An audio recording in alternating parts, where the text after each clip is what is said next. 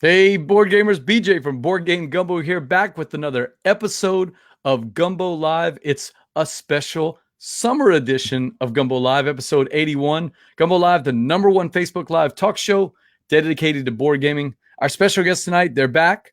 Melissa and Jesse from iHeart Board Games Twitch and YouTube channel will be talking games, plus an awesome Boudin Bowl that you're going to get to take part in. Board Game Gumbo is a member of Punchboard Media. Hey, check out some of our other fine members like Draft Mechanic Podcast. Jake and Danielle Bach have a podcast about beer and board games and anything they can do to tie those things together. Punchboard Media, where we all bring something to the table. Hit us up on social media tonight at Board Game Gumbo or on Facebook at facebook.com/Board Game Gumbo, and we'll be looking for your questions in the chat. But enough blather, let's get right to our guests.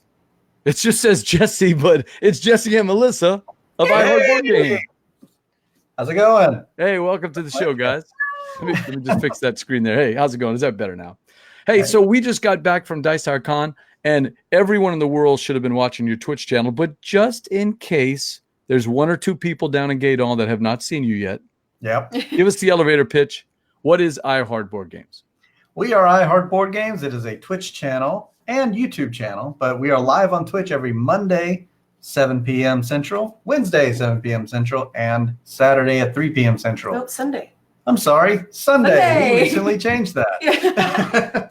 So yeah, we play 4-player games typically on stream. We try to give you the best views, the best quality where you can hear us just fine and everything like that. And we talk to our chat very often.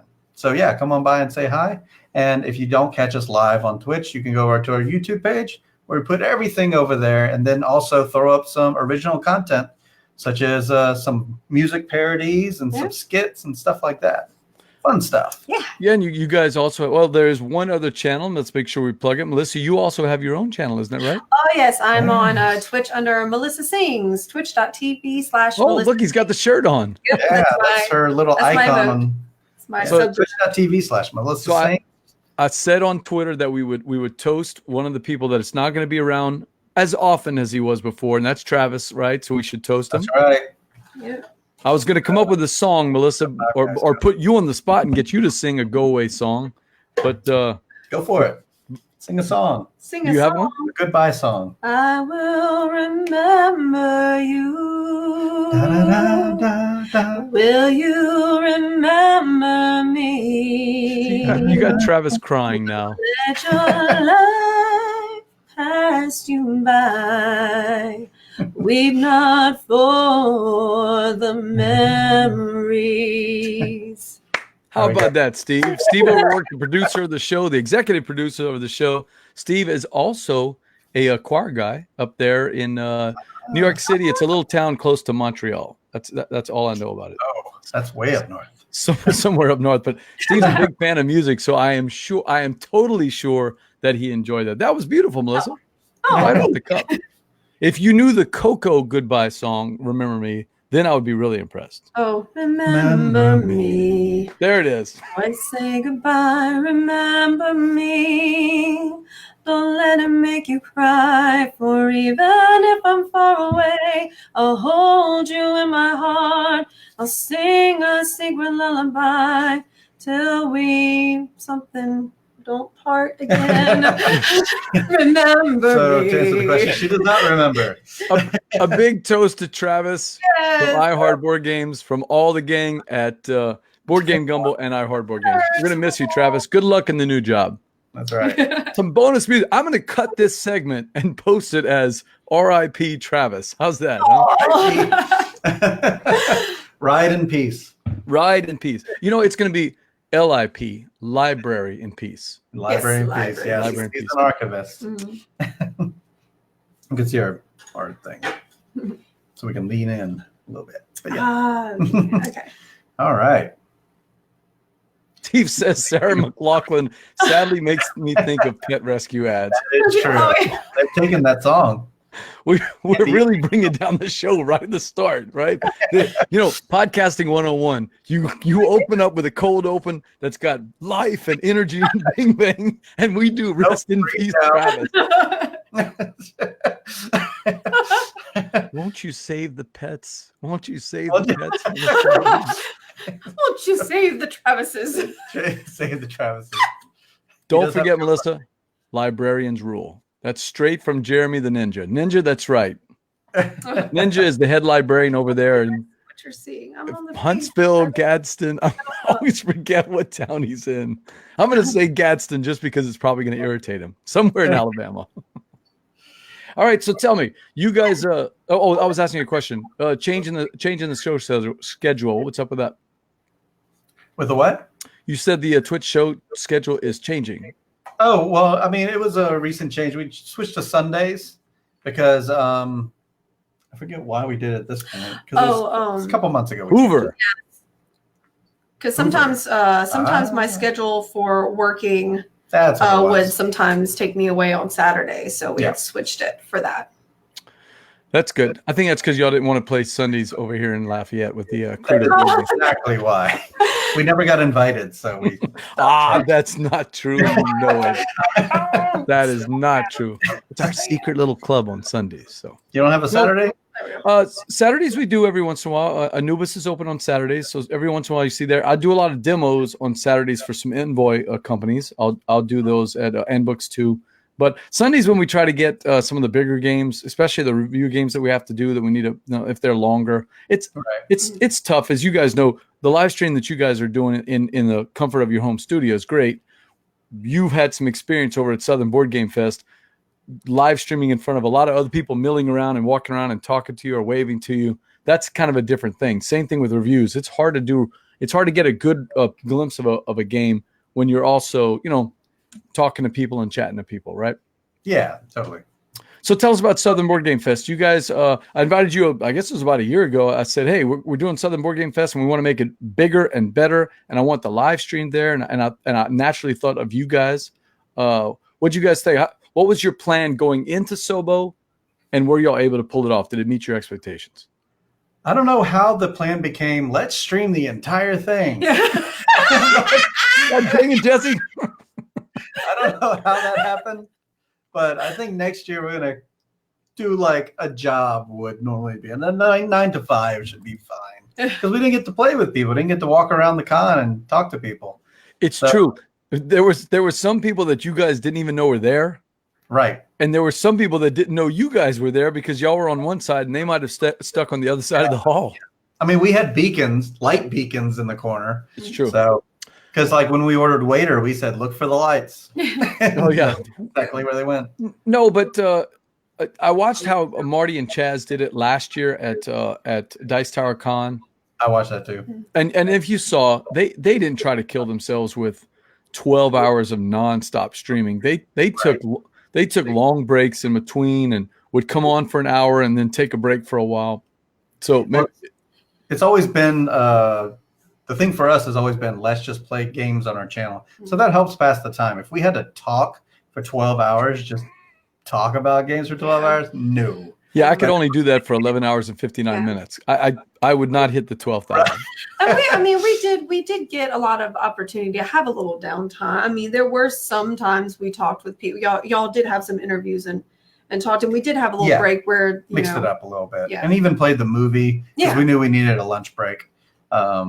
But yeah, y'all played Must Love board games, right? Mm-hmm. That's right. Yeah. Ooh, I don't know if I'm supposed to say anything. Can we talk about the movie? Is that public knowledge? Yeah, about 2 weeks ago, we finished filming the second one, which is Let me guess the title. Must Love Board Games 2. The expansions. Board Games, the expansions. Oh, Steve, you're gonna like that one. The expansion. I like that. It's a very different movie from the first one. We still have some characters from the first one, but the storytelling is very different. It's very it's in sections, like different expansions. So it's modular pieces. Yes, it's very modular. You can mix and match it and put it wherever you want. Caleb says, Jesse, don't lie. You could talk shop that long. Come on. I could try, Caleb. I could try. Yeah, so it's a modular movie. So is it like a Love Actually type thing where you have different stories that are all going to kind of intermingle together? No, I think that's a way. I mean, it's been a while since I've seen that movie, but it's there's some movies. I'm having trouble thinking of one right now. There's one on Netflix called Buster Scraggs or something like that. The Ballad of where it has an overlaying story, but then every once in a while we cut away and we see the title of this particular story. Then we go into it. We show you for 5 minutes. Then we go back to the other story. Okay. So it's cut into a bunch of different pieces with different actors all throughout the whole thing. I apologize. I don't remember all the names of the characters that were in there. There was the heroine, and then there was the guy with the beard. I know he's an actor because I see him on The Advocate all the time. Every time there's a play coming out. You won't really need to know because Ronald carries over from it. Okay. And I think that's about it. Ronald, one of the funniest characters, and I forget. I forget the other guy that played, opposite his part. Zach, I believe. Yeah. I don't remember the characters' names though. I apologize. Yeah, a lot of these people moved away though. Like Zach, he moved to Dallas. The female lead, she moved to New York. I mean, we had to change what we had to change because of that. The main lead, the other main lead was Tyler, right? Tyler, yeah, Tyler's in town, but he's a very busy person. He's working on a movie based on the Batman universe. But yeah, it was very hard to get a lot of people together. So we had to think of a way where we can only use people for like a day and shoot what we can. So it's like a segment of shorts put together. I think that's how you and Melissa started communicating at the start. You were about to get the movie out, and I found out that there's a board game movie by a guy in Louisiana, and so we started communicating. And you actually invited me to the premiere. I don't. It was like a premiere party or something like that. You were. Yeah. We did a full premiere of that. Yeah, I couldn't make it, but there won't be a premiere of this one because Travis will be in Austin at the time. Oh, I'm still going to be talking to him like almost every day because we still have to edit the thing. So well, I think I know a good time in April that it could premiere if it's not ready. If it's ready by then. Oh yeah, it'll probably be ready way before that. But but our aim is to get the trailer done by September. Well, I know you like to do the indie film circuit, and that's in the spring, right? I'm assuming. Yes. Yeah, I'm curious. This is Travis's project, so I'm curious if he's going to be wanting to do that. I mean, I filmed the thing, and I did a lot of effects and stuff, but yeah, this is his 30th movie actually. Okay, so is there going to be some parking lot monsters that I have to deal with in this movie? Probably not. I think the only other movie I watched that Travis did it was in one of the parking garages in Baton Rouge, and it was this monster chasing people around. You picked the strangest movie to watch then, because that movie was a 47-hour film project. So what he did at the start of the 47 hours, he got like 3 people together, all to write the movie and everything like that. We played it out just like a 48-hour film festival, but he wanted to do 47. And so, yeah, it went from concept to completion in 47 hours. Like one of those NaNoWriMo type things where you just do a movie all at one time? Yeah. Sort of like just write it, Commando. shoot it, sleep somewhere in the middle of that. And yeah, it was rough. And during that whole thing, I had like my foot wasn't working. I remember that. So I wasn't very mobile on the camera. It didn't help. BJ Board Game Gumbo, I've got my guests here from iHeart Board Games, Jesse and Melissa, and we just got back from Dice Tower Con 2019, and I guess there'll be a 2020. We won't even get into all that right now because that's all over. Back from the last Dice Tower Con. we think the last or the first. We're not sure what it is, but let's not get into the politics of the whole thing. Let's just talk about what was your plan going into Dice Tower Con, because your plan was different from my plan this year. Yeah, our plan was very different this year. Like last year, we were just going to what most people do, just go play games and talk to the people you haven't talked to in a year. And above that, this year, we also had plans to stream with people because now we are doing this iHeart Board Game stream, which is twitch.tv/iHeartBoardGames. There it is. I'm sorry, Heart Board Games. Yes. YouTube.com/iHeartBoardGames. Yeah. YouTube. We had to cut out the I. There's Hey. no I in. No I in Board Games. That's right. There's Sean, Mr. Sean Jones. Yes, we did. But yeah, we had to change what we did because we had a plan. We wanted to do a live show with the Brothers Murph, which we did the opening night, just to kind of kick everything off because they're a fun bunch of people to stream with. And so, yeah, after that, we set up the whole thing in the room and said, if we need to stream, we can stream. Otherwise, we're going to have some things planned. But we actually did 2 or 3 that were not scheduled in the thing. I think 3. There were 3 streams we did that just weren't scheduled. And we just said, hey, the opportunity came up. Some of them you helped us with. And we just streamed what we could. Because it's the plan was to do an opening show, and you guys pulled that off. And how was the crowd at the opening show? Oh, fantastic. When we were going in, I was like, I'll be happy if 10 people show up. And then Melissa showed me the sign-up sheet. I didn't even know it had one. Yeah, 8 people on there. But then we ended up filling the room. We were in one of the Bonaire rooms, Bonaire 2. Sure. And that was, it filled up. We eventually had to bring in more chairs. Yeah, grab a couple chairs in the next room. Almost 30 by the end of it, 30 people in there. Make sure you guys sign up. Steve O'Rourke, the producer of the show, the Name Father, just put up a link to your YouTube channel, and you also have a Twitch channel /Heart Board Games, right? Yes. Yeah, that's our old link because it's all a mess. But yeah, you can go youtube.com/iHeartBoardGames also works. Oh yeah, that's the one. Yeah, you remember you and I were trying to race to 100, and we had a contest. We had a contest, and I got to 100, and then you just kept going. Yep, just kept going.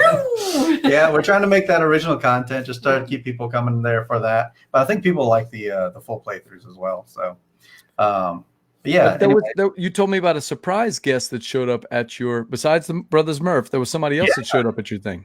Yeah, so there we were, just doing our thing with playing Fiasco with the Brothers Murph. And Z walks into the room. At first, he's standing by the door. Z Garcia from the Dice Tower, right? Yeah, Z Garcia, our favorite person on the Dice Tower. Yeah. No favorites. Yeah, he was standing by the door for a while. And I said, I think I said something to him. I said, oh, look at Z. Yeah. And then eventually he took a seat and just started watching the show. And about 4 skits went by. And eventually Mike Murphy of the Brothers Murphs decided, hey, yay! I need a guest from the audience, and called in Z, and they did a scene together. And Z, of course, for those that don't know, has an acting background. Right. I believe he worked at a theater before joining the Dice Tower. So, I mean, he's done improv, he's done theater. He is really smooth. Perfect person to walk in off the Dice Tower crew. Because if we had Tom walk in, he wouldn't perform. Sam, probably not. But Z. Perfect person. Yeah, Melissa, you were talking about favorite people. I don't have a favorite person on the Dice Tower or anything like that. Although I'll probably get along with Brant, the best out of everybody in the Dice Tower. He and I just always look for each other at cons. But out of the people that review, Z's the kind of games that Z plays are the kind of games that I like playing too. So he tends to play a little bit shorter games than I do. Like playing longer games, and he never gets that. So then I'll match up with Tom or Sam on those. But he likes those 30-minute, 1-hour wonder type games, and I like those too. I like those too. I've been slowly drifting into those. Yeah, and he'll play some different kind of games.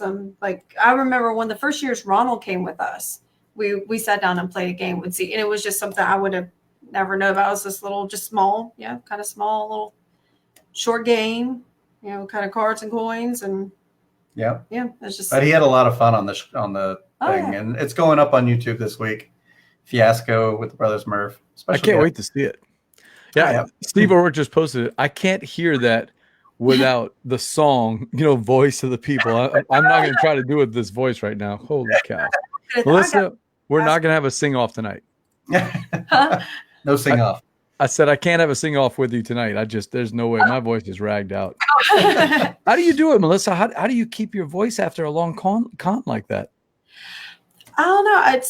It seems like something like when I'm in the summertime, I almost have to keep my voice going constantly because it's a weird thing. Like when school starts off, if I've gone like cold turkey for months, it's almost harder for me. So, like to kind of keep like regular, it actually helps me more. She does very long streams too. Yes, like 6 hours, no problem. Yeah, I have. Different strategies I kind of use with my voice, and it works well with both, talking and vocals. So, there's certain things you have to know kind of how to rest it properly in order to like keep a steady pace. Mr. Sean is a professional singer. Also, he does the Rush Tribute Project. If you haven't seen it on YouTube, you got to go see him play Rush. But he is always amazing. he does the same amount of demos that I do when I go to cons, and I am ragged out by the end every time. And there's Mr. Sean going strong with his strong voice. I have listened to him, and Mr. Sean, you'd be proud of me. I'm about a month now where I haven't had any Mountain Dew, which is a killer for your voice. All that sugar just destroys it. The throat coat, I have used throat coat many times before. I know caffeine can really hurt your vocal cords a lot. Hot liquids are always better than cold. I learned that trick in the band. We never drank cold water. We always drank room temperature water. I don't know why. For sure. Or hot. Yes. Yeah. Yeah. But there's a lot of different things and I've noticed people think that whispering helps. It's terrible. That's actually worse for you to do on the whispering because it puts more strain on your vocal cords. Here's my problem, and you guys know this. Now, when we streamed Reavers of Midgard at your place, I was so happy because I was talking normal like this, right? Yeah. You know, and you were telling me everything was being picked up when I did the show. And thanks again, Mr. Sean, for doing the Dukes of Dice podcast. If you want to hear a train wreck, as I said on Twitter, check out the opening of the Dukes of Dice podcast because it is the single worst podcast opening you have ever heard.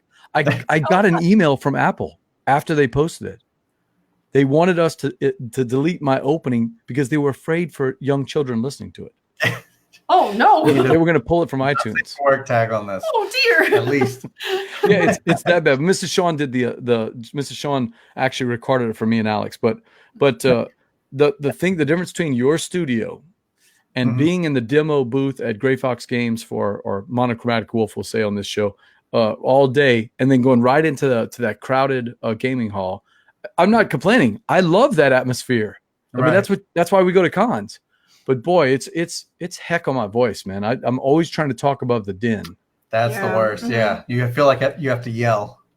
And I like being in those side rooms. Or actually, you were playing in the hallway with Ronald at one point. I bet that was better than being in that hall. Surprisingly, it was because there's not a lot of people. There were people in the hallway, but they're not gaming and they're not talking, especially not at 1:30 in the morning. That helps. Yeah, that was pretty dumb.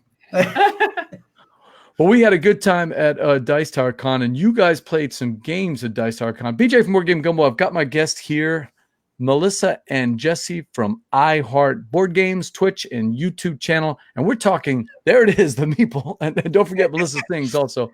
I want to hear about the spiciest games, not on this little list, of course, but the spiciest games that you Twitch streamed or that you just played.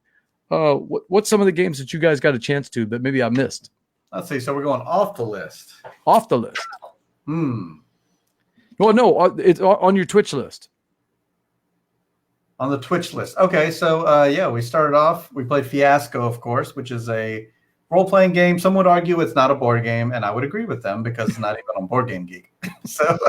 Really, it's not on Board Game Geek? No, we try to track it. Can't do it, but that's okay. We don't mind. We still play it because I'm going to call shenanigans. I'm going to look this up real quick because Will Wheaton did it long ago on his tabletop show. And I think that it really does form a kind of a branch between the RPG style of like, say, D&D players with board gamers. It kind of it gives you that element of like dice rolling with an element of like everything set up for you, but the same role playability like a D&D campaign might give you. I think it kind of branches between the two. But really, it is improv. That's really improv with dice.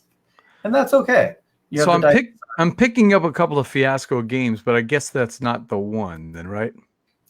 I don't know. That's just based on the app. We like to track our games through BG Stats, and it doesn't come up for that. So maybe I should just add it.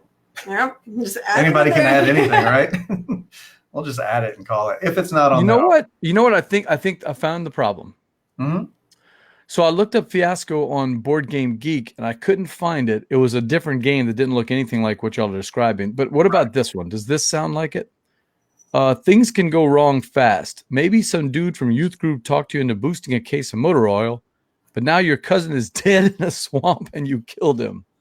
It seemed like a good idea at the time. It's inspired by cinematic tales of small-time capers gone disastrously wrong. Using a pile of dice, you create an interconnected circle of relationships and details pulled from the playset. That sounds right. Yep. It's on the RPG page. Oh. Well, the BG Stats does not like the RPG page, apparently. Yeah. That's why you guys didn't find it. It looks like it's on the RPG page. So Wow. how many players does it play? Is this one of those free-form things where you can get as many players? Yeah. You play 3 What's to that? 5, I believe. 3 to 5?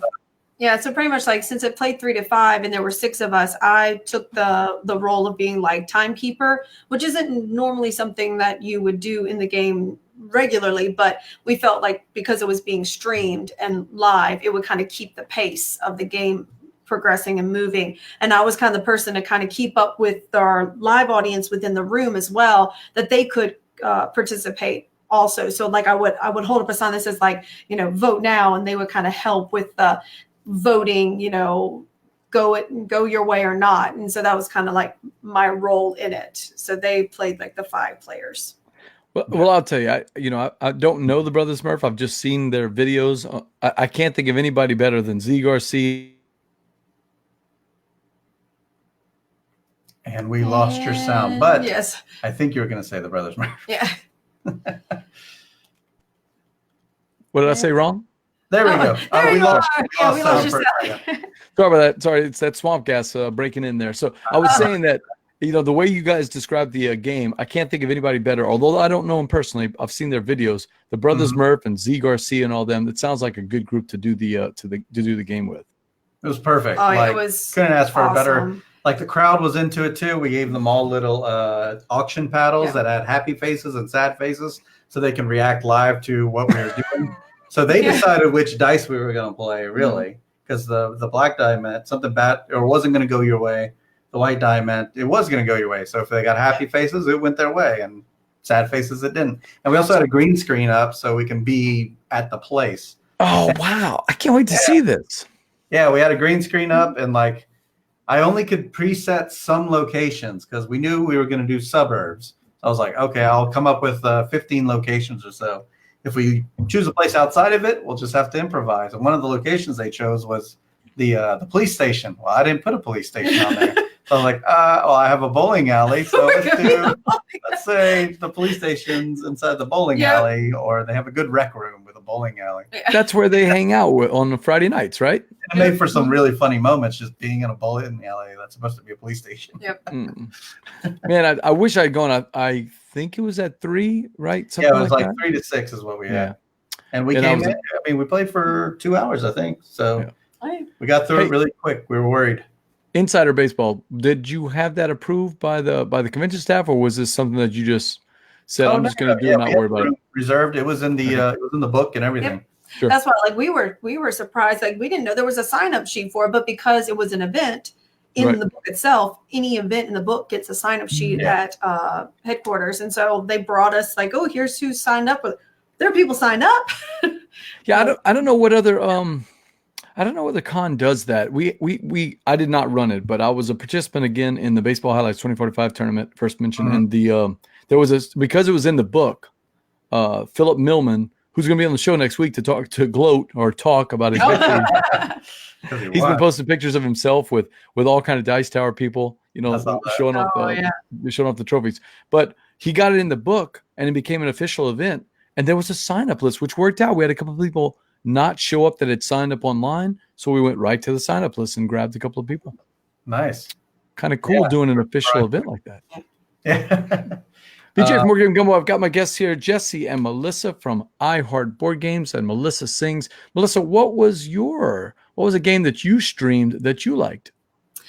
I think one of the biggest ones that we did on stream that I really enjoyed was playing. Can it be one of the ones on? Is it one of the ones on the list or not? Sure. Oh, well, I don't know what the rules are. Yeah, one of the ones not on the list that We'll played. fix all this and edit. Don't worry about that, Melissa. Okay. We'll fix it all in post. Can we talk about Dr. Finn's?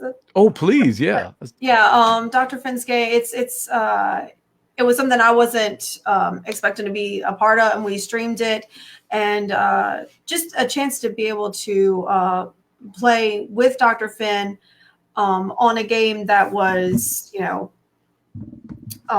was just like a prototype, wasn't it? I don't know how much we're allowed to say because it was, Otto did a playthrough. So. Yeah, Steve was actually on the show. Dr. Steve Finn was on the show, and during the Kickstarter run with Cosmic Run Mining Colony, right near the end when he decided to pull the plug on it. So he's trying to retool it. It was. Did you guys play it as a 2 or a 4? 4. 4. Yeah. So back then, if I remember right, it was a 2-player only, and there was a lot of people that said, "Well, Steve, we like playing your 4-player games," you know. So he felt like it needed to be, and there was a lot of Kickstarter comments that were favorable and said, "Hey, we tried the print and play, do this, do this, do this." So at some point, he decided, you know what, this thing's not ready, and he's not going to release a game until he thinks it's really, really ready. But I'll tell you, from you guys and from a lot of other people that I've heard that have gotten a chance to play it, it sounds like he's got a hit on his hands there. Oh, Yeah. I thoroughly enjoyed like his teaching us and his like how well it flowed and how the game played through and just, I mean, how smoothly it ran. It was such an enjoyable moment to like play this game where I was like, oh my goodness, can I buy it right now? Like, it's just like that. I'm a believer. I want to be, I will do back this one. It was amazing playthrough with him as well as just enjoying the game. So it was all of it.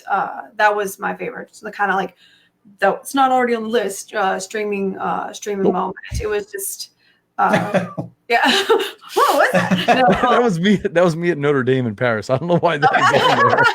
Just throw that in there. I don't know why it's in there. I really did enjoy it. He taught it so well to us, and it was just a treat I wasn't expecting to have. Well, we're going to leave that one in for our little game later on. So, because you did a good job of talking it up, Melissa, I appreciate that. Cosmic Run Mining Colony. That picture that I showed you, that's the old picture from when it was on the Kickstarter. I'm not sure. I'm not at liberty to say what's happening with the game right now. So let's just stay tuned if you're a Dr. Steve Finn's Games fan, and he'll have some announcements about the game pretty soon, hopefully. It'll be somewhere. BJ from Board Game Gumbo. I've got my guests here, Jesse and Melissa from iHeart Board Games, and also Melissa Sings. I'm trying to get them in the right order. Jesse, what about you? What's a game that you Twitch streamed that you liked? Let's see. Are we staying away from the list? Trying to. Rules? Trying to. Okay. Well, it wasn't on my list. That's why I had to ask. Well, we only did 7 streams. One of them I wasn't a part of, actually. Here's the one I'm curious about. Did you do any of the Weird Giraffe games? I did do a Weird Giraffe game. I did a Weird Giraffe game called Big Easy Busking. And I reached out to Carla over there at weirdgiraffegames.com. Sure. And wanted to do something because we missed her at Southern Board Game Fest. Yeah. Oh, she got the con credit and had to cancel right at the last minute. That was a bummer. Yep. Yeah. She doesn't live too far from us, but con crud, get you down. And so we played Big Easy Busking. We actually played with Travis, who we said goodbyes to earlier. Sure. Carla, and one of our viewers whose nickname Slivers.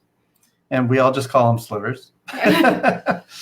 But yeah, he was on the stream with us, and yeah, that's exactly the game we played there. Yeah, now just to be sure, this is the old prototype version that she had sent me that we did a review on. So I don't want anybody out there looking at this saying, "Oh, that's what it looks like." You guys probably saw the finished product, I'm assuming, or was it still in prototype form? No, I think there were still some graphical changes to make. There were minor things, graphic design choices that needed to be changed, but very, very minor. The art is fantastic. I like how the art all goes together like that. Yeah, I missed this one. I was actually I had con crew hours that I was working at that time. But I did leave behind. I hope that she enjoyed the Mardi Gras beads. Yeah, I left we had Mardi Gras her. beads going. We were wearing them. We had them on the lamps behind us and everything like that. It was a fun stream, and then we got to just I think people open up after the first 20 minutes of just hanging out with us because we wanted to feel like a bunch of friends just getting together to play a game, and eventually it becomes that. Every stream I noticed in the first 20 minutes, everybody's in I'm pitching mode. I'm pitching. This is the game. Then after a while, they loosen up and they just start telling us everything. We talked about some Kickstarter she had coming up. I don't know if she was allowed to talk about them, but she did. and everything. After the game ended, we just kept talking for 20, 30 minutes. One of them, I'm assuming, is Bag of Spiders, maybe? Bag of Spiders was one that she mentioned. Ninja will be on the show next week. The jingle from the Kickstarter video. What's that again? she played the jingle that she had made. Okay. Oh yeah, you weren't there for the music portion of the show. So she had a song made called Bag of Spiders, where she had some lady on the internet sing a song about bag of spiders. I'll have to watch back on that one. Yeah. Wait a minute. We need to get the word out about Melissa Sings for Kickstarter videos and promos and everything like that. That's right. Have you thought about a board gaming career, Melissa? Board gaming She's jingles. done some voiceover for Deception, Murder in Hong Kong, the expansion. Really?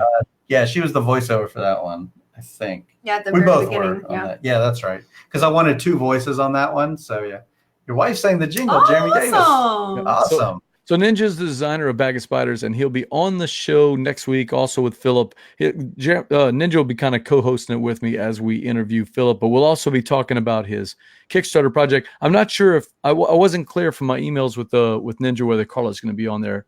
You know me.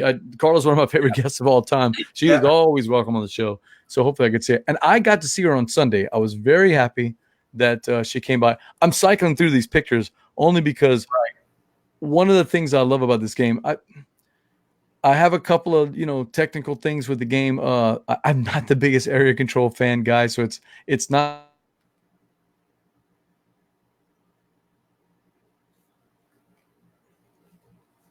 Are we pretending his voice didn't go out?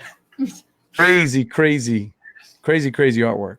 Did the swamp gas get us again? Yep. Yeah. We just pretended to keep listening.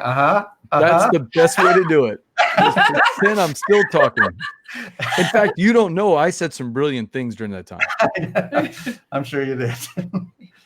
So O'Rourke, Steve, the name father, is guessing that it sounds like around to the tune of Frere Jacques. Can you do it for us, Melissa? Spiders, bag of spiders. No, it wasn't. No. It was very jolly and fun. Bag of spiders, bag of spiders, bag of spiders. Yeah. Closer, I think. Close, but not there, Steve. The name father trying hard. Well, that's the last. What you were gonna say?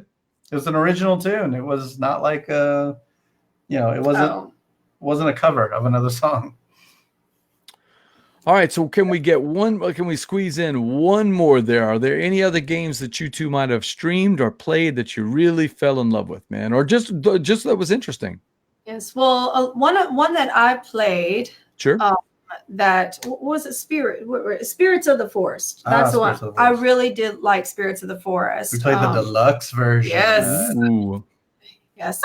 Sucker. That's what we say when we play Kickstarters. So I don't know a lot about it other than what Eric Yurko has posted online about. Tell me about BJ from Board Game Gumbo. We've got Jesse and Melissa here talking board games from iHeart Board Games, and Melissa Sings, and they played Spirits of the Wild at Dice Tower Con. I don't know a lot about it other than what Eric Yurko from Vortex Plane has talked about.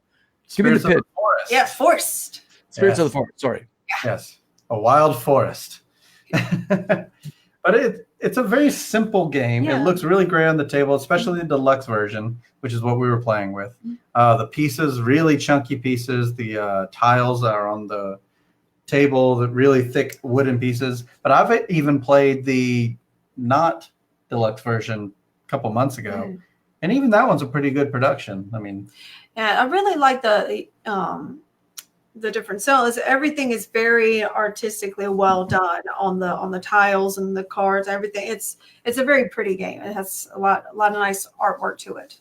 What's the mechanics like? What are we doing in the game? So it's a competitive game. You're laying out all of these tiles that are, I want to say, 9 different types of tiles. Yes. And each one of the tiles has a number on it, which represents how many of that tile are in. So if you have purple and it says 10, that means there's 10 purple tiles. And on your turn, you can pick up different, each one represents a different creature. So like, say the 10 are wisps. You can pick up 2 wisps on a turn, or 2 creatures. So you can pick up 2 single wisps that are on the table, or you can pick up one that has a double. But the thing is, you can only pick them up from the edges. Right. And each one of them also has either a sun, moon, or what was that? There's sun, moon, and something else. So, and I'll think of it in a minute. Stars? So it's about 4. What's that? Stars? Sun, moon, and stars? Yes, let's say stars. Sure. It was another Post in the six. comments Yeah. below if we're incorrect.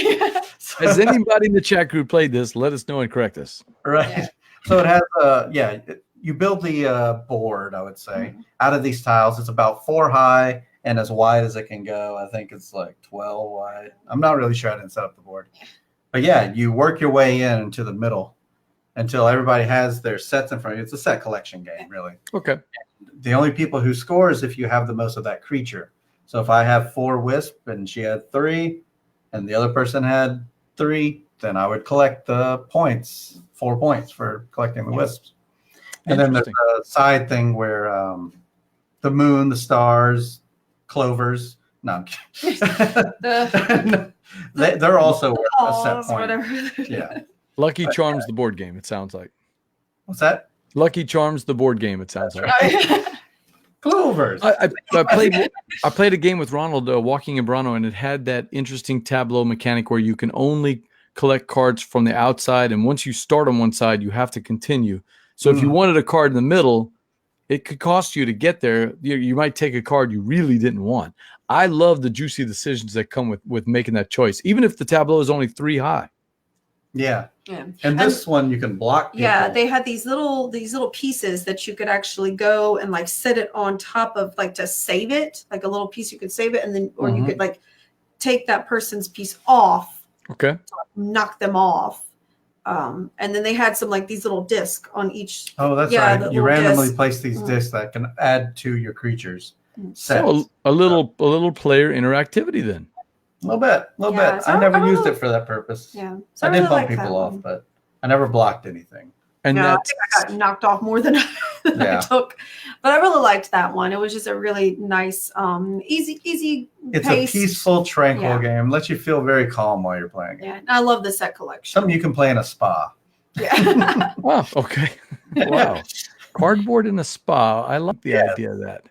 Well, if you have the deluxe version, you have wooden pieces. So Okay. I guess that could warp as well, but It sounds interesting. And that is Spirits of the Forest. Correct. Do you know who's publishing it? Off the top of my head, I do not. I put you on the spot there, Jesse. Sorry about that. That's okay. It's designed by Michael Sketch and Natalie. Michael Schott. Schott? Is that it? Yeah, he's a German designer. Oh, and Natalie DeBoy. Sorry for butchering that name. If you click after the show, click on Michael Schott, you're going to recognize a lot of the other games he's done. He just doesn't get the publicity of some of the Kramers and Kieslings and the Knizias and all that. But whoever those people are. Yeah, whoever those guys are.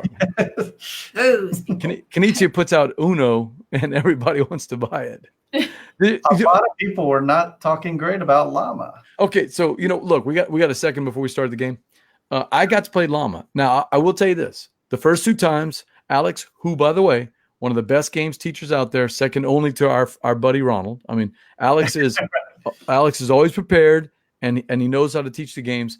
But he got a key rule wrong, and he'd been playing it wrong since he got it. This is not his fault. He ordered it from Amazon.de, and it was all in German. So he was just kind of going on Board Game Geek and trying to figure out the rules based on because there's only like 3 rules, but one of them is pretty key. So when we played it, it did feel like Gamer Uno. When John Newman from Southern Board Game Fest was watching us, and he said, "Hey, you guys aren't doing that, right?" And Alex said, "What are you talking about?" And John said this. So we went on BGG, and guess what? The translation reads the way John's talking, not the way we're playing. To Alex's credit, can be Uno if it's German. Has to be Ein. Okay, that's true. Oh yeah, Ein. Ein Bier, bitte. That's about the only thing I could say. But like I was saying, we went on BGG, confirmed what he was saying is correct, and we played 1 or 2 more games with it, with the real one. And all of a sudden, we went from a game that felt like Uno, and the more we played, started to have some gamer elements, to all of a sudden a game that had gamer elements but resembled Uno a little bit. See the difference, though? Yeah, I thought it was it was like night and day, and I appreciated the game more. But as we were walking around the con and hearing people's opinions on Llama, I just wasn't very positive on it. See, I still play I wonder if people are playing it wrong, though. That's a good point. Yeah. So, Jess, you were in on that game when we played with Alex? Yes. Okay. I was there for that. But later on the final day, I think it was Sunday, Z Garcia was walking around the con and stopped by the Gray Fox booth while I was there as well. I was there. And and Alex asked about llama, or maybe Z asked about llama, but the opinion was not that positive about it. No, but look, this happens sometimes. You hear about people kind of not dogging, but people saying, I don't really like that game. And then we turn out there's a key rule. Jesse, I liked llama a lot better after we played it right. Yes, all of a sudden we're looking at each other going, we got a game now. we got to think about this. I know. I missed out. I got to play it now. Well, it's like $7 on Amazon. I guess, all right. So. Well, I guess we're going on Amazon for $7. Look, I'll say this, and this is what I told Alex without spoiling anything from the Dukes of Dice, because we covered it on the Dukes of Dice podcast this week. But without spoiling it, I'll say this: it's not as good as Where Words or Just One. I don't think. But I've never played Just One. Yeah, played that one. Yeah, you guys haven't played Just One yet? No. If you guys could figure out a way to stream it, I would bring my copy and play it with you guys, because.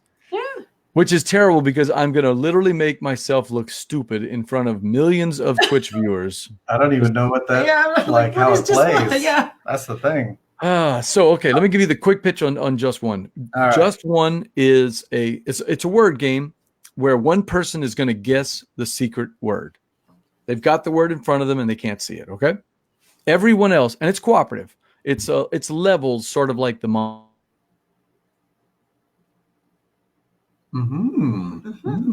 Really? Ooh. Jesse and Ronald and Melissa. See how brilliant I am? You guys were just. All right, so let me try that again. It went out for a second. No, it worked out perfect, because I thought for a second that, oh my God, they really think I'm brilliant. I didn't, but I knew what was going on, but I just kept going. So Just One. One person is trying to guess a secret word. Everyone else in a cooperative game with 12 or 13 levels, I can't remember what it is, right? Trying to score as many points as you can out of those 12 or 13 words. How do you guess them? Everyone else has a secret it's a cool little plastic thing with a marker. And you write down just one clue that will let the person playing figure out what that word is, right? Here's the problem. If any of the people giving clues, if any of those repeat the same clue, all of those clues get turned face down. At that point, the guesser may only have 1 or 2 or 3 clues and has to make a big decision. Do I guess from what I can see? If I miss, I lose the card. And the next card too. Or do I pass and just give up this card? So as you can see, it makes for some really funny moments, especially, and it doesn't happen that often, but especially when 4 people are all coming up with trying to be clever with this clue, and they all put the exact same clue down. Some obscure word. That literally sounds like my mother and I, we would play categories growing up. Oh my gosh, we would always end up having the same clue every single time. We think of the same words, same letters. It's been fairly called gamer categories, and I think that's right. The problem is that no one ever thought of that before. It's the kind of game, Melissa, that when you're playing it, you're going to go, how did anybody not ever think of taking categories and making it secret and cooperative in one game with all these gamers and designers? Nobody had done it. So Just One. I don't think that llama is better than Just One or Where Words, but I don't think it's as bad as people say. So we play a lot of Where Words. Oh, it's to the point where I got a werewolf from the booth this year. The little wolves on the booth. Yeah. I got one. Yeah, the little stuffed wolf.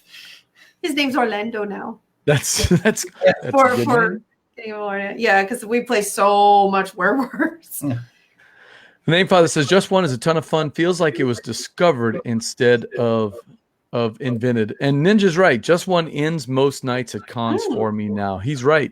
It's a great one. Yeah, if you guys will watch a video on it and see if you can figure out a way for us to Twitch stream it, I'll bring my copy and play it for you guys. And I think you guys will get a kick out of it. All right. Oh. Yeah, let's do it. Does it play well with 4 or 5? It does. The more you have, the easier it gets. So 4 is diabolical because there's only 3 clues out there.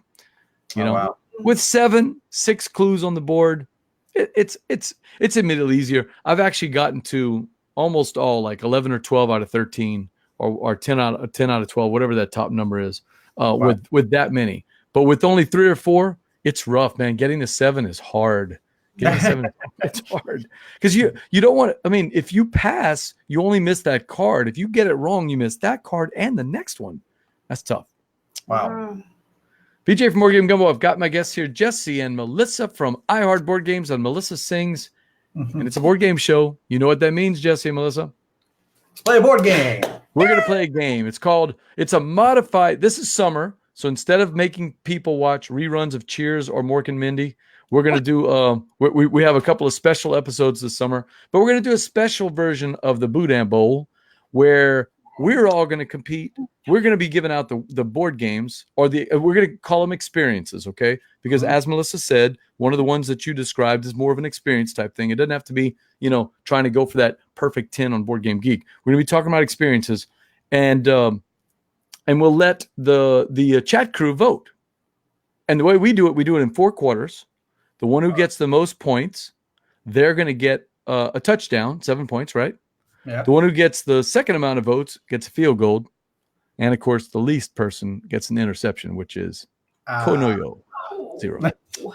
The Boudin Bowl. Are you guys ready? No safeties for 2 points. Are you guys ready for the Boudin Bowl?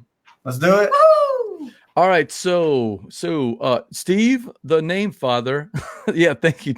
Thank you, Ninja. I am showing my age. Hey, he said cheer. I'll watch me some Cheers. Let's go down to the picture show. I love Cheers. It's my favorite all-time show. Still to this day. All right. So Steve's keeping track. If you guys have the show notes open, he's keeping track of what's going on.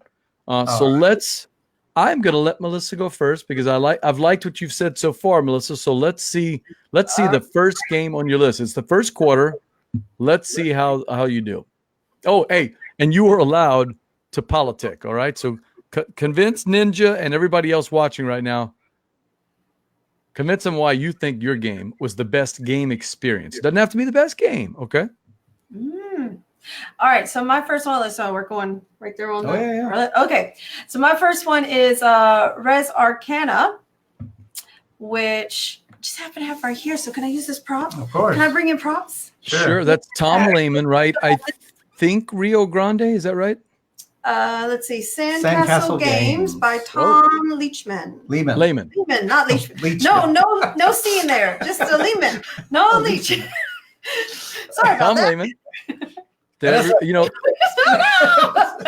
No, but Res Arcana was a game. It actually was suggested to us by one of our followers on Twitch that we got to meet at the con, and had sent it over. And then I liked it so much, I found it in the flea market that next morning at the con, and got it. And you got that at the flea market? Yes. Yep. Holy, that's the experience right there, buying Res Arcana in the flea market. We had just played it that night before, and I liked it so much. As soon as I saw it on the person's table, I was able to get it from the flea market the next day. And it has a really interesting mechanic in it that makes me, as a past Magic player, really never mind. Sorry. No, just a safety, please. Ninja with the comment of the night. Negative points for leeches. No. That's Ninja's next. That's Ninja's next game, by the way. Box of leeches. Did you know that? To go those box of spider or bags of spiders. Yeah. Spiders. So for the player in me that started out playing Magic, it has a really neat element to it where you have this like turning of the cards and spending different essences in it, almost like mana in Magic. And I really enjoyed the playthrough of it when we first played it. It was a really neat experience of playing something that was brand new to me, but had something familiar to me as well. It was on my list along with Era from Matt Leacock. on games that I really, really wanted to play. A couple of others I never could get onto smartphone. It was always being played every time I passed by. So, but yeah, that was I know. yes. And I got in line at like 6:45 right. in the morning to go to that flea market. I was This is- like within the first group they let in the door.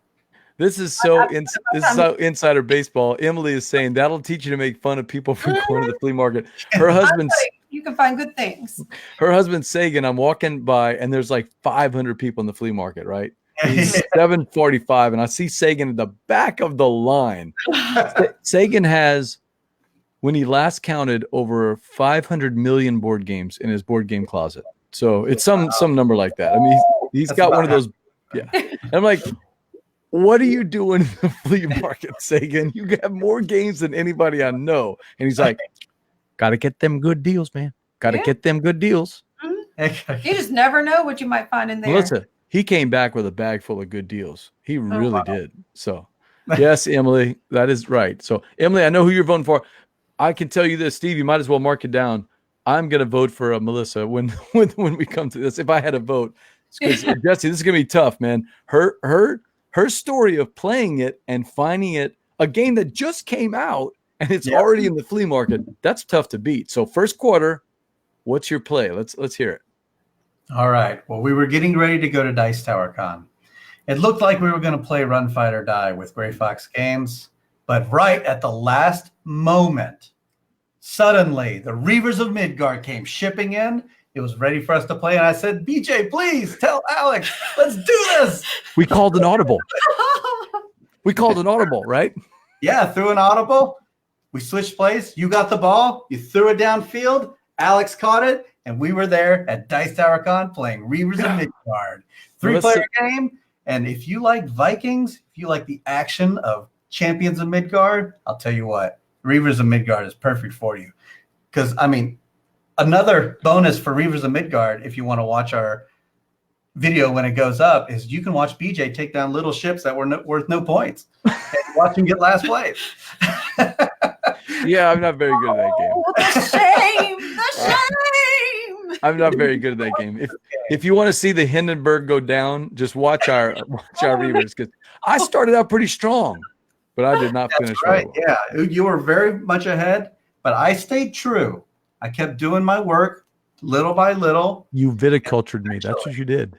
You viticultured me. You remember Melissa? There's Jesse staying in the back the whole time in viticulture. We're all scoring points. We're all getting towards 20. And then there's Jesse scoring 10 points in the last 2 rounds. Goes to I've really followed. There was one rule in there where Alex said, if you do this one thing, you'll get points every turn. And so I was like, that's what I'm going to do every turn. You did. You subdued territories, and you listened to Alex say, whoever gets there first, that's an automatic 18 points. Yep. It was, because it's 3-3-3 through all 6 rounds. On one move, 18 points for a game. That's pretty good. Yeah, so I just stayed the path, just doing little by little. BJ messed up by blowing up little boats. Alex messed up because he couldn't fight a sea monster one turn. They both fell behind. I kept going. Got victory. I'll remind you, you two brothers there talked me into going to the Wheel of Death to try to get a better monster. I ended up with a cargo ship. 8 points. Yeah, right.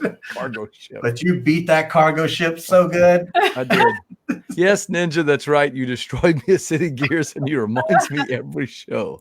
We're going to play it again. I'm better at the game now. City Gears. Both of those games, I think, Jesse, you did the Kickstarter videos for, right?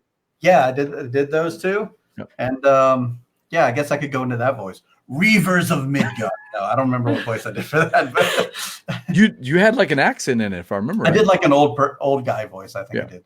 Reavers of Midgard. Remember, I texted you. I was like, "Did you do Reavers?" Because I couldn't even tell it was you.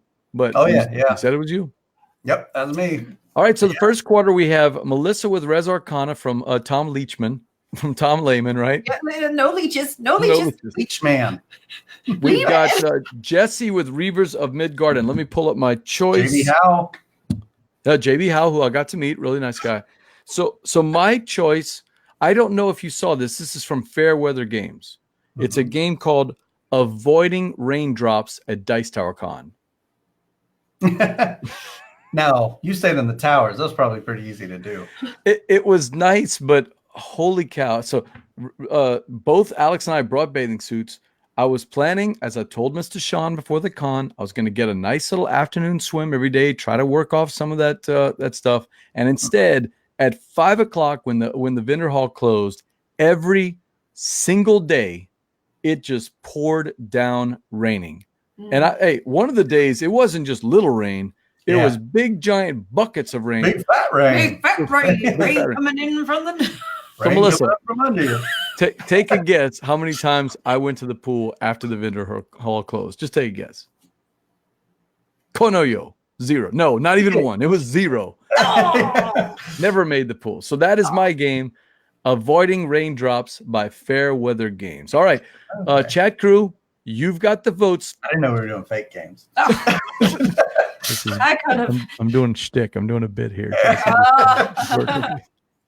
All right, so everybody out there, that's right. Shout out to the Dukes of Dice. I forgot the name of it. Champions of Midriff. I think that's what we're calling it on the Dukes of Dice forum. We're calling it Champions of Midriff. We're trying to lose weight, so it is. It's an area control game, and the rain won. You know, it was vast. We were playing vast, and somebody was playing the rain. So rain clouds. All right, so chat crew out there, you make the decision. Who is it? Is it Jesse or Melissa? And we're going to go to second quarter while they vote. Okay. All right. Second quarter. Now, Melissa, you went first last time, so I'm going to give Jesse a chance to start the second quarter. Man, Heather's already coming out strong for Melissa there. Hey, Steve, mark it down. I'm voting for Melissa. I think it was. I win either way. We have the game here. Yes, so. we got the game. We got it. So we got one. Ninja's got to vote for Melissa also. So what you got? Second quarter, we're playing the Boudin Bowl with Jesse and Melissa from iHeart Board Games, and Melissa Sings, the Twitch and YouTube channel. So what you got, Jesse? What's your second quarter game?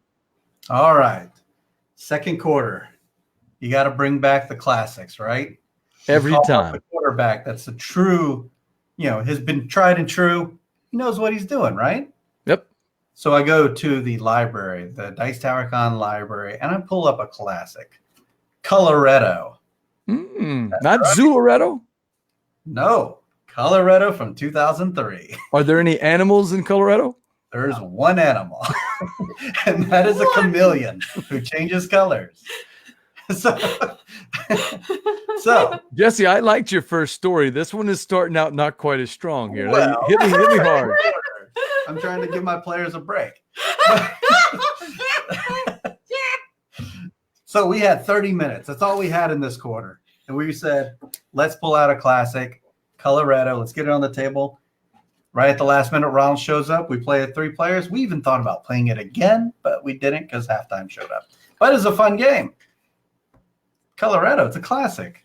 You like Coloretto? Okay, that's not getting my instant vote, but only because I haven't played it. Everybody tells me Coloretto is a fantastic game. I would like to play it. So next time I can make it Friday night, maybe we can play that. Susie Seeger says, "What's up? What's up, Susie?" That's one of our regulars again. Thank you for joining in, Susie. Thank you for joining in. All right, so Melissa, second quarter. Right. Jesse tried a 2-yard clouds and a dust run up the middle, right behind the tackle. So what play do you? Two of my plays. I loved your first quarter. I thought you came out. You're running the spread. You got wide receivers going all over the place. Weavers a mid guard in the back corner of the end zone, and then handed up the middle to the fullback. And then BJ looked right behind him onto the shelf and saw what game? Point salad. Oh, strong. Yeah. Woohoo! See, I come up with strong, Melissa. We got all the props. Distant props. Yeah.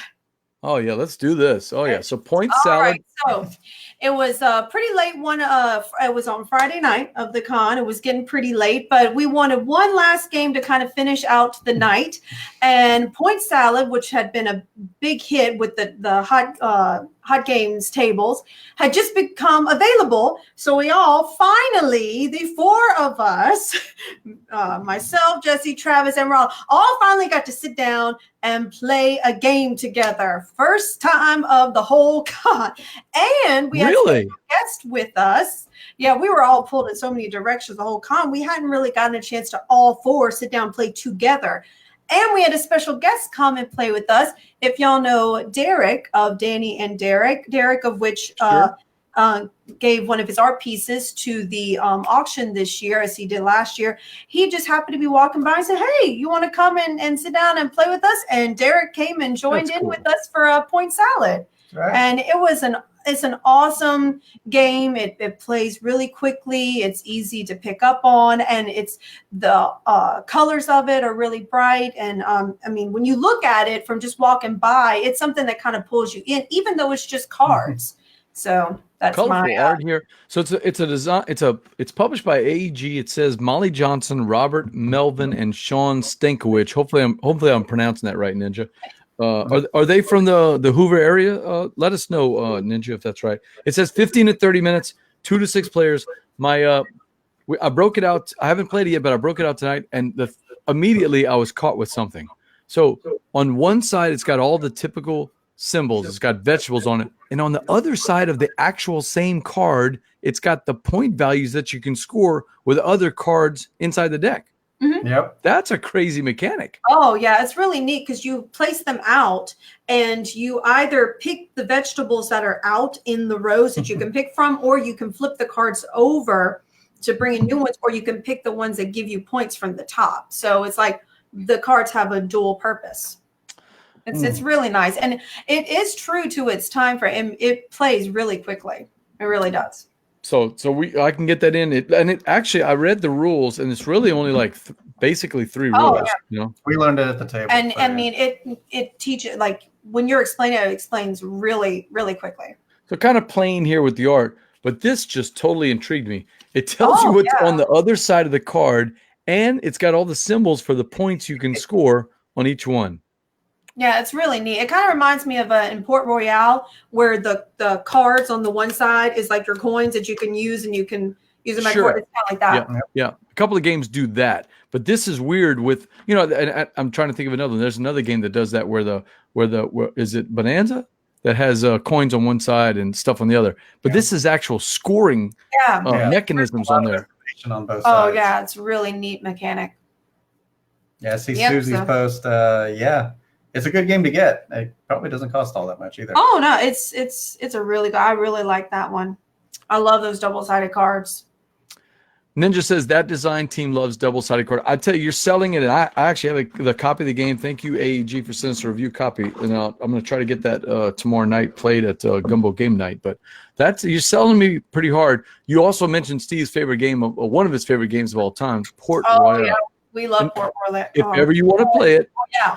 Jesse, I know you have weird hours with your job. If you're ever tired of Red Dead Redemption 2, you could play Port Royale with Steve online because he loves playing that. All right, so let's get to the second quarter. Mine, we're calling the first quarter. The lead is Melissa 7, Jesse 3, BJ 0. So here's my second one. And I'm going to try to be serious with this one. I know the first one was just doing shtick. Okay, are you ready? Yes. This second one is called, it's got a long name, and I hate games that have long names like this. To me, we're just going to have to shorten this to something. I haven't played it enough to know the short name, but it's called Not selling it. It's called Prying Ronald's Eyes Open During Gentis After Midnight. Oh Lord. Yeah. Oh Lord, baby Jesus. Oh. I don't know how we can shorten that, but that's a little bit of a long, and I apologize. I can't remember the publisher, but I think it was Dumb Idea Games, if I remember. Yeah. You just should have seen Ronald the next morning in the villa. You should have seen me. I had to get up and go teach. Yeah, that's true. Oh. Hey, I love Gentis, and Newman texted me later and said, hey, the teacher's a little rough, not surprisingly, because I got to play a game a lot to be I love being a thematic teacher, man. I get into it, and I love shortening it, and I love getting people on the table. I got people playing Reavers, touching cards and rolling dice in the first minute. I kind of use the Paul Grogan style. although I'm not Paul Grogan, but I like his philosophy about getting people active in the game and learning the concepts as you go. It's the first game's a learning game anyway. But man, it was late. I hadn't played Genesis in a couple of weeks. The last time we played it, Bradley taught it, not me. So I was not a good teacher, and it was really late. I do not game till 2 a.m. That was tough, but it was a great experience because I love Gentis, but boy, I did not play very well. Well, yeah. Am I selling it hard enough? I didn't stay up late much at all. No, I feel like sort of early. Yeah, I feel like I had some pretty early nights in comparison with the past years, or what I could have. Yeah. Was that a Star Trek bit? I'm not sure on that one. Was that Star Trek bit? Yeah, I'm not catching that. All right, so let's go over the games. We have a point salad from AEG from Melissa. Colorado, I think that's featuring the chameleon. I'm not sure who that is. So Susie says, see you guys Friday, gonna hit the hay, keep playing. And the last one, prying Ronald's eyes open, playing Gentis after midnight. So get your votes in. It's what's that? There's something there. Yeah. Get your votes in. Let's see how the second quarter is doing. Melissa, I think you're contractually obligated to do a halftime show for us. Oh yeah. Okay. We need fireworks and we need lasers, though. If you could pull that off while you're doing that. That's on our show. We do fireworks. I can't make fireworks show up here. So yeah. Melissa's getting another vote there, Jesse. You have a song for us, Melissa? Halftime show. That's what was your favorite halftime show of all time? Prince. Yes, Prince for sure, hands down. I remember watching Prince and thinking how amazing a musician for him to be willing not only to give an outstanding, amazing halftime show, but in the rain, playing Purple Rain with his purple guitar. I mean, it was like one of those moments you just will not forget. I've watched chills, just amazing. Yeah, you guys are killing it. Prince would be my number one too. I think awesome. Yeah. I will say too, when anytime that they have the bigger shows, like when Katy Perry did her show, that was a pretty good one too. That gave us Left Shark. Yeah. Oh, and That's true. I forgot about that. I mean, Lady Gaga's show was amazing too. But yeah, Prince, that tops the cake for me. So does Melissa know the words to When Doves Cry? No, Raspberry Beret. That's probably one of my favorite songs. Raspberry Beret, the kind you buy in a secondhand store. Raspberry Beret, think I love her. Hey, there's our friend Jason James checking in. Jason, thank you. Jason donated a couple of games to the Board Game Library at Southern Board Game Fest, Viticulture Tuscany. And I apologize, I don't remember the other one. A busload. Oh yeah, I think the little bus. Yeah. Are you guys going to Gen Con? We are not. Okay. Wasn't sure. All right. So Jason, we're doing the Boudin Bowl. Make sure you vote. Best con experience you think. Who had the best con experience between the three of us? Point salad from Melissa, who's leading right now. Colorado from Jesse, or prying Ronald's eyes open, playing Gentis after midnight. We had a nice little halftime show with a little bit of Prince music. So let's get right to the third quarter. All right, back to you, Melissa, because Jesse was first last time. Back to me. All right. Well, hey, Steve, if you haven't heard it, there's a banjo group that does Raspberry Beret, and you got to hear it. It's crazy. Yeah, if you have Apple Music, they have a series called Pickin' On. Yeah, sure, Pickin' On. Yeah. All bluegrass covers stuff. It's a bluegrass cover of it, and it's really cool. And it may be from one of the Pickin' On albums. I'm not sure. But all right, who you got? What you got for the third quarter? All right. Well, my next game coming up, all started out kind of as it wasn't something we had planned ahead of time, but I was talking with Derek of Danny and Derek of the Bippies. Hey, let me break in for a second. Hey, Susie, before you go, it's the weekend of April 4th. It's going to 2 days and maybe even a little Friday night spectacular. So check that out. Southern Board Game Fest, first week in April. All right, go ahead, Melissa. So I was talking with Derek beforehand because I bought his art before. Last year, I was lucky enough to be able to get one of his art pieces from the con, and I brought some prints from him as well. So we were talking. Yeah. Oh yeah, Prince. I was working at the time out of 5 and dime. So we had gotten to talking, and it came up where it's like, hey, you want to play a game when we get to the con, and I had thrown out there Wingspan because of course Wingspan right now is the hot game. Yeah. And so both him and Danny came to play Wingspan with us on stream, and it was an amazing experience. I absolutely love Wingspan. It's one of my favorites right now, and I just gotten Yeah. I just gotten a lot of the newer components from MeepleSource. I went on in. Jesse has gotten me 3D printed birdhouses for the player components instead of. You bought some of the MeepleSource stuff? I have the MeepleSource first player bird. I have all of that bird. Yes, and all the MeepleSource, the rats and the worms. And No. Yeah, the rats and worms, all this. I have all those components as well as the wooden birdhouse, plus the birdhouse it comes with. So, I mean, I've gone all in with Wingspan.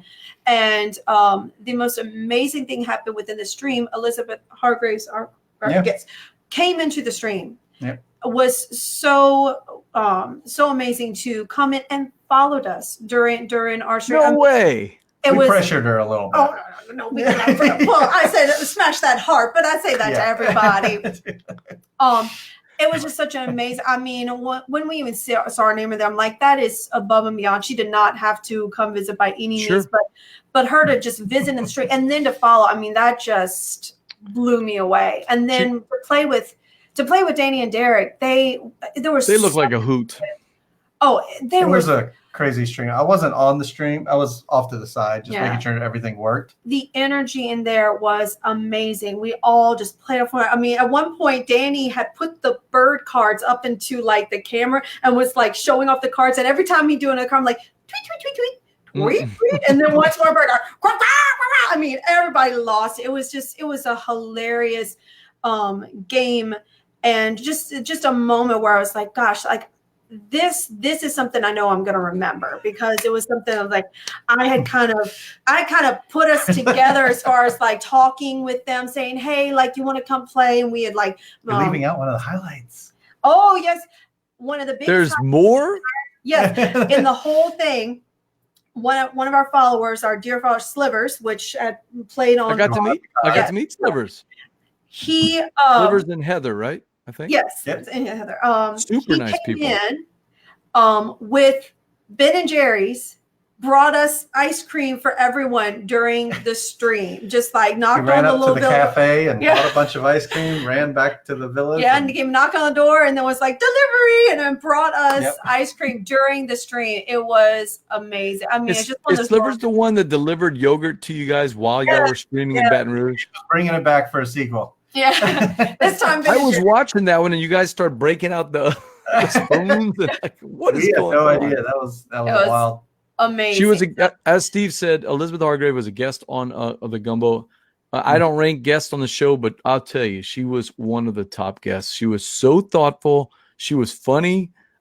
She was very extremely humble about the success of the games. And it was cool because Jamie's been a guest on the show, but he actually came in during the comments, and he was part of the chat crew for a while. That was kind of cool. So I love when people do that. Dang it, Melissa. Great. I'm telling you, Melissa's running away with this thing, Jesse. We're going to have to do something here. Wow. Okay, so Melissa's got Wingspan.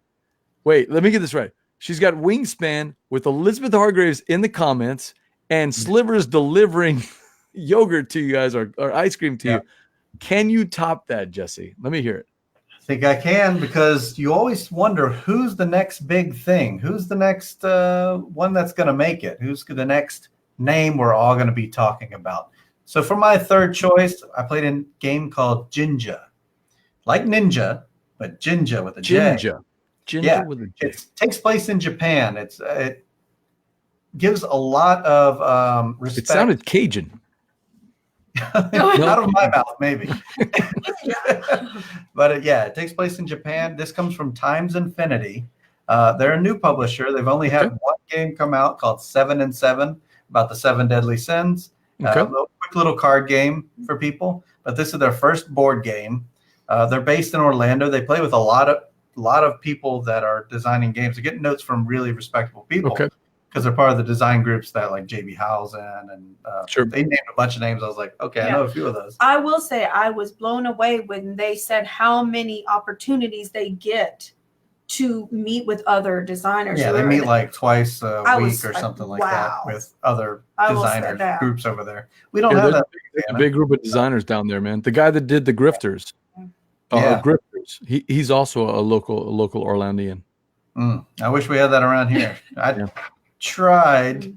We do have a group on Facebook of designers, and I got like 3 That's people. our friend Jeremy Montz, right? Yeah, I invited him to it, but I mean, for us to all meet up in a place would be quite difficult. But you'll go on a tangent there. We need to do that because we've got Carlos and Bradley who are awesome play testers. Carlos is fantastic at graphic design. You're also a graphic design guy. We do have game designers here in town. So, or between Baton Rouge, Morgan City, and Lafayette, we got a bunch of game designers. Why aren't we meeting once a month? Because Elizabeth Hargrave said that's how it's once a month. Maybe not twice a week, but we can pull off once a month, I think. No, but Elizabeth Hargrave said if I remember right, I think she was the guest that said that's how they got started. It was just once a month, and then it gradually became more because they kept saying, "Oh man, I got an itch to do this," and so then it became once every other week, and then it became once every week. There are people that want to iterate and want to play test. So Sterling Birdwell, that's another guy. You haven't played it yet, but Sterling Birdwell has he has a game that's ready to be published, a really good game that I had people coming up to us. We had the thing called GoPub. I don't think you guys got a chance to go check it out, but we had a thing called GoPub at the Com where we had about we had about 6 designers come in. The designer of Graffiti Wars, which is either out on Kickstarter or going to be out soon. And about 5 other designers came and demoed their games and play tested them with people. And the feedback that I got from Graffiti Wars and from the Playground Battle game, I can't think of Sterling's game, there was a lot of people that are saying these games, well, one of them's being published, but Sterling's game could be published today. That's the feedback I got. So we got some people. We just need to get everybody together. Yeah. And this game, Jinja, that I played is ready to be published. It's going on Kickstarter in September. Times Infinity. And is it a good fit for the Jambalaya segment on crowd surfing? Is it a small box, reasonably priced game? It falls right at that 60-minute worker placement area control game. So they were trying to make a medium light worker placement area control. And they did. I mean, we spent a little time on the stream. Streams typically go a little longer than that. But after a teach and everything else, if we were experienced players, I think we would have got 60 minutes in. But it was a tight game too. It ended in a tie, and unfortunately, I lost the tiebreaker. But still, it was a worthy experience. Really great art too. If you ever find the cover of that, you can find it on Board Game Geek. Actually, it's on there. I'm gonna check this out. Jinja. I will check that out. All right, so we've got Wingspan from Melissa. Jinja. I got to go with something strong here, and I this is the one I think that's going to finally get me back into the pack. All right. Yeah, it's a game. It's a short, 25 to 30 minute game. 20 to 30 minute game, and it there's a lot of people. There's a lot of people that it's called Overpriced Con Food. Did you we left the con a few times just to go get food elsewhere. Yeah, there was a chance to play Overpriced Con Food. I'm not. There was at one point. Poor Travis, like, I've had fries 5 times already. Please, other food. He's gluten intolerant. So it was kickstarted. It didn't go through, but it just signed with a publisher called The Waiters Are Very Happy Game. Yeah. It was automatic tips there. Overpriced con food. Jack and I started just splitting meals because the meals the portions were huge. We're getting a lot of food, but they were serving food for 3 people and charging for 3 people. Yeah, we split a Cuban. Yeah. We did too. Yeah. Jack started buying them for lunch and putting them in the refrigerator and heating them up and eating them for dinner. Nice. 2 It was meals just a huge. month. Yeah, we Hey, went to the supermarket. I'm not complaining about the taste of the food. The food was fantastic, but the prices were pretty tough. Ninja is right. He and I split chicken fingers every day because the chicken fingers at BGG, they give you like 60, giant. Yeah. That's in that basement room, right? Yeah. BGG. I did not like that at all. Oh no! I was like, is this our only option, It's like, really? please. I'm doing shtick about Dice Tower Con, and this is just this. I'm just doing a bit here because in reality, the food at Dice Tower Con, it walks up to BGG's food options and it punches it in the throat, and then it backs it over with a motorcycle. I mean, Yeah. Dice Tower Con BGG is was so awful. much better. Yeah, Dice Tower Eventually, we went to the restaurant up on the first floor, and we are like, "Oh, we should have been seating this the whole time." Yeah, It was a but little more expensive, but at BGG. at BGG, yeah, I didn't even know there was a restaurant. yeah, yeah. There's a restaurant on the first floor that's actually decent. It has the buffet in it and stuff. Oh, like that. that's good. I never got to try it. So that's Wingspan Jinja, not Ninja, but I'm Right. expecting some votes from Ninja for you Okay. there, Jesse. So Help out the Wingspan, little guy. what's that? Help out the little guy. Yeah, how about the little guy? The small Wingspan, ball. Jinja, and overpriced food, overpriced con food. Hey, at halftime, this third quarter is important because at halftime, Melissa's got 14, Jesse's got 6. And for some reason, I don't have any votes yet. I'm not sure why. Because my games are the best. But all right, back to the fourth quarter, Jesse. We don't know the score yet. They're still tabulating, but this is your chance here. What can you do? You know you're going to need a Hail Mary here. Yep. So, have you ever been to Mars? Well, here's your chance. You can bring up to 4 players there with Dr. Finn's games. That's right, because this one's already been on Kickstarter, but he took it down to perfect it, and he has done exactly that, bringing 4 players to the table with Cosmic Run Mining Colony. We played this game, and even my opponent here will say how great this game is. Wow, now that's a good cross-examination. You're putting her on the stand and saying, I can't lie. I plead the We fifth. love this game. Steve, Yeah. we've got you, Melissa, in a video deposition saying how much you liked this game. Wow. I See cannot. earlier in the video. I cannot tell a lie. I did. I will. I will vouch. I did love it Yes. a And lot. this game plays fast too. It's, I don't know, like it has some things like when I told people about the game, it's like playing the bidding from your hand and stuff like that. It's like, oh, I don't like bidding. It's like this is really simple bidding, Mhm. where it still feels like you're doing the bid, but you're not putting anything at risk, really. And plus, you're building on the board like a patchwork style. For people that like building their little cities, great game for that. You're building these 3D towers. You're building people, airplanes, just everything in this game to show that you're colonizing Mars, but all put in about 45 minutes at 4 players.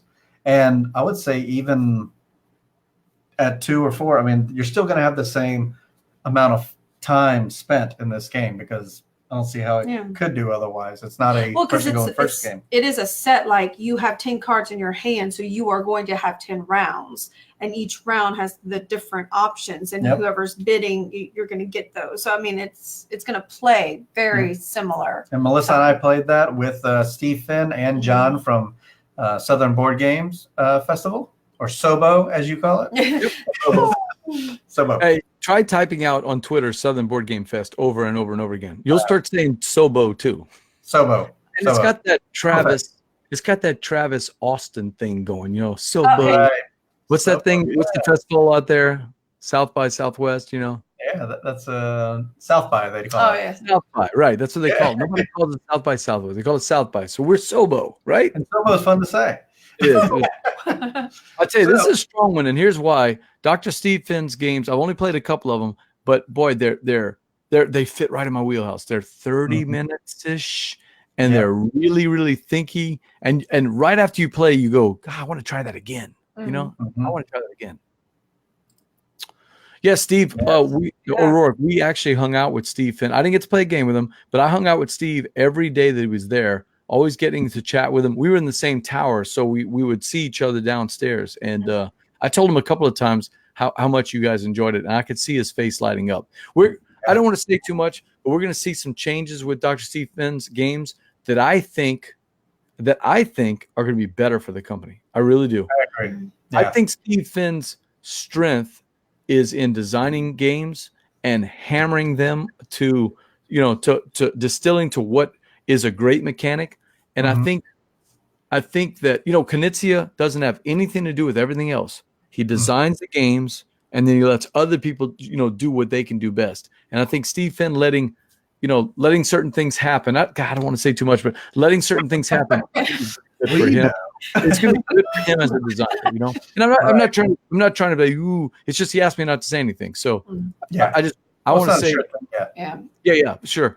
But I think it's going to be a boon for Steve. And I'm gonna call it right now that Biblios may be his most highly rated game. I think there's another one in there from him because what we're seeing, he's a talented designer and he just needs to focus on that. And I completely agree with this. He was such a wonderful teacher on the stream. Gosh, such a wonderful I only had teacher. one question, and after that, I was like, I have it. Yeah. I even said that on the stream. I was like, I've got this. It was so easy to follow. I can't wait to see the stream because the game is different. If you see, there's a couple of YouTube videos of people playing it, but it was always that 2-player game. I want to see what happens with that 4-player game. Oh, all right, so we'll be the first. All right. That's a good one. That's a great Hail Mary there. Cosmic Run Mining Colony. That could change things. Let's see what we have from Melissa. Fourth quarter, are you going to play it safe with a run up the middle? Oh, no. I think I'm going to go all in it with who knows, a person, just little name of Richard Lanius.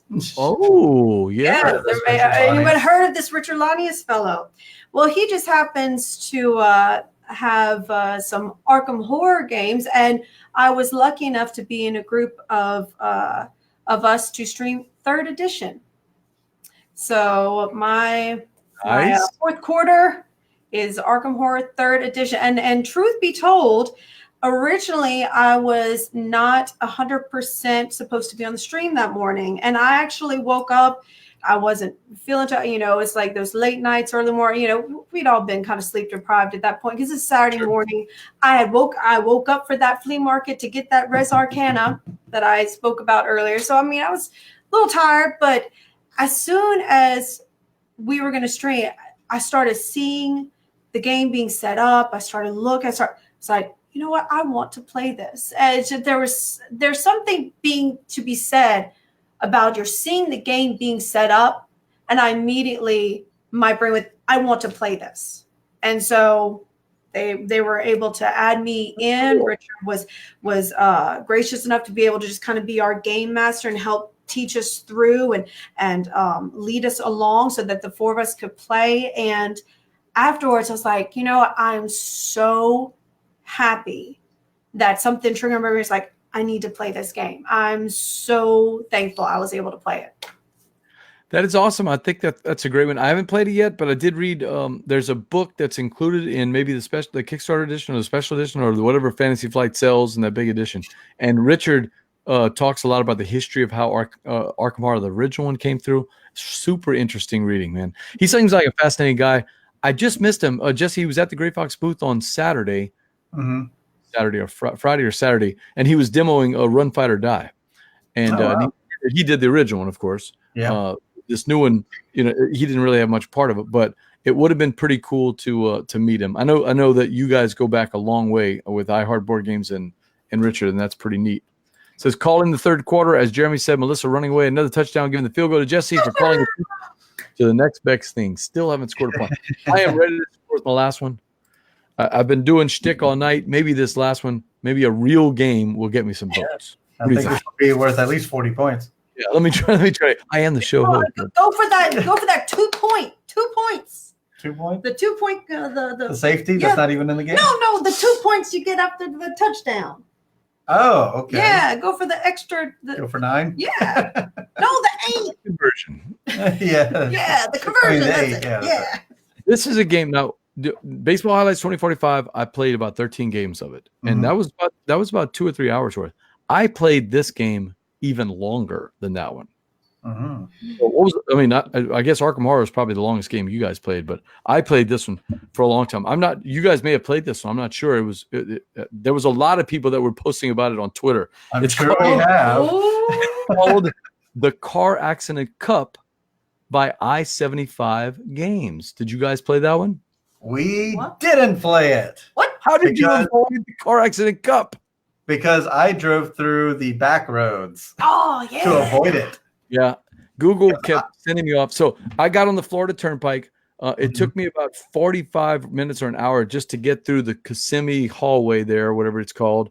Then when I tried to get on the Turnpike, there was a stall at the toll booth that backed us up for 35 minutes or more. And then after that, Google Maps would never let me get on I-75. I went through towns I've never heard of, just avoiding all these car wrecks. At one time, I counted 8 car wrecks between Lafayette and Ocala. Wow. 8. Yeah.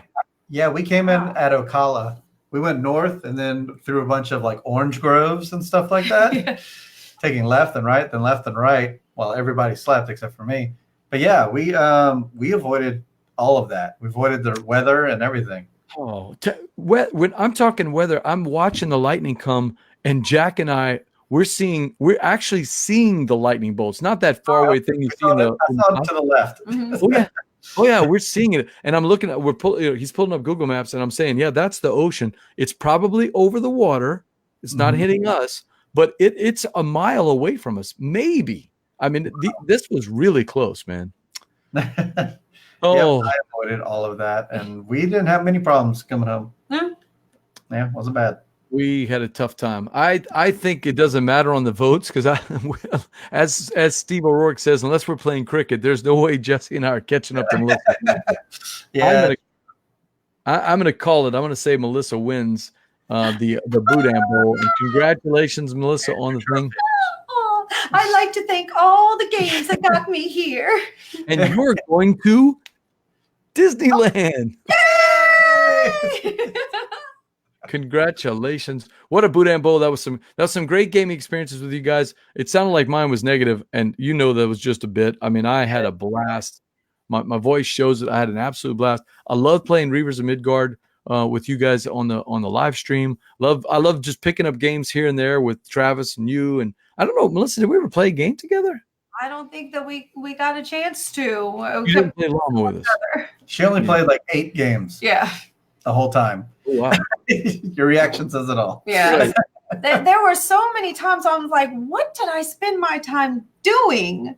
Where I only played those few. But I mean, I will say this, even though I didn't play that many games, I feel like my moments and experiences spoke volumes about my overall con this year, because there are things I feel like I took home that you can't just have on a regular normal game night at your house. Like, there are things that had I not done them at the con might have never happened any other time. So that's my last little 2 cents. Yeah, Chris, Jesse and I played Reavers, and I am super stoked for this. Chris did the graphic design work, and I tell you, I could actually, except for a couple of little quirky rules here and there, you can teach the game from the board, and I love that. Yeah, off the few things you can do, that's everything, right? There's a couple of things you have to know, like resting and rallying, and a couple of things like that. But other than that, you could teach this game off the board. That's kudos to our friend Chris Strain, who did a fantastic job with the Christian. Good one, man. You did a good one. Oh, I didn't even get to mention, I played Fate of the West, a game that Christian Strain and Derek Funk. Really? Oh, that sounds lovely. Oh. Okay. You don't say. There it is. I just said some of the most brilliant things I've ever said, and I was saying that Christian and Derek Funhauser have a game there that they're working on. It's in playtesting called Fate of the West, and I got to play it. It's not ready yet, and Christian will tell you that it's not ready yet. But I like what they've done with it and where they're going with it. It's got some unique twists on the worker placement, which is my favorite mechanic. So look out for Fate of the West. I'll also throw out one more game since I didn't really do much in the Boudin Bowl. I did get to play Return to Dark Tower, a game from my youth that I played, and they're shooting for the moon on this one. If they hit the moon, this is going to be a crazy, stupendous game. I trust Restoration Games out of maybe more than any other company to hit the moon when they shoot for it. But boy, they are ambitious in this project, man. Holy cow. I'm pulling for them. And what I saw in there, was fun and interesting and exciting. It's just, wow. Well, I'm going to have to wait and see. So is it electronic? It's going to be electronic. And it's Wow. going to be crazy. It's good. There's some elements that are just really kind of over the top. We'll see if they can pull it off. Now, the game itself is not Dark Tower. It's more in the nature of a cooperative thing that Rob and Isaac Childress are combining on with some storytelling and some. I can't say too much because we signed an NDA, in the air with our fingers, Right. If you go on my Twitter, you'll see a picture I have where we just scratched everything out. You can only see us playing, but and that's just because the owner Justin D. Jacobson just doesn't want to. It's still a work in progress, so Sure. he just doesn't want to do that. But I don't know, Steve. But we didn't get to that. We did it kind of virtually. We played the game virtually. We didn't actually play the game with the electronic stuff. It was all just paper and cardboard. But boy, if they can pull this off. It's gonna be something crazy. So yep, that is Return to Dark Tower. Did either one of y'all play the original game? No, I haven't. I'm very familiar with it though. Yeah, super cool, super terrible game, but super cool when I was 12 or 13. Came out in 81. My buddy Brian Perty had it, and we played that sucker until we broke it. So wow. It was a Return to Dark Tower. All right, so that's the Boudin Bowl. I did throw out some actual games that I played that were really cool. Played a ton of games of Baseball Highlights 2045. Jack and I made the playoffs, but we didn't win. But we had a blast. Kudos to the Dukes of Dice and Philip and Evan for putting on that tournament. All right, board gamers, that's it for another episode of Gumbo Live. I want to thank my guests, Melissa and Jesse from iHeart Board Games and Melissa Sings Twitch channel and YouTube. Melissa, do you throw the stuff up on YouTube for you two, or just no, not like Heart Board Games has them up there. I do have a few. Should. I do have a YouTube channel, but I don't have. What's much. the best way for people to reach both of you? For me, you can go to twitch.tv/heartboardgames, hit our follow, and you'll be notified when we go live, which is Monday and Wednesday at 7 p.m. or Sunday at 3 p.m. And we're also on Instagram at Heartboard Games. We're on Twitter at Heartboard Games. We're on YouTube at iHeartBoard Games.